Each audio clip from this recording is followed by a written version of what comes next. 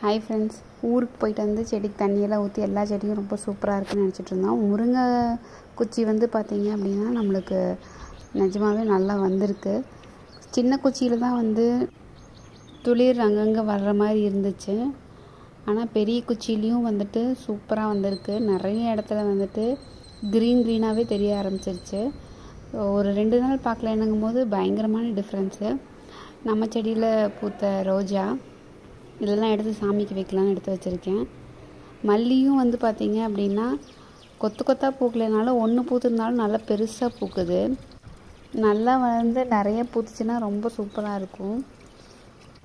இதுக்கு ஃபர்டிலைசர் அந்த மாதிரி எதுவும் போடல, தண்ணி தான் ஊற்றுறேன். எல்லாத்தையும் வந்து பார்த்து பண்ணிவிட்டு ஒன்று வந்து கம்ப்ளீட்டாக மறந்துட்டேன். தக்காளி செடி இது வந்து அடுத்த நாள் காலையில் தான் பார்த்தேன். அவ்வளோ கஷ்டமாக இருந்துச்சு, நேற்றே வந்து ஊற்றிருக்கலாமே அப்படின்னு சொல்லிட்டு.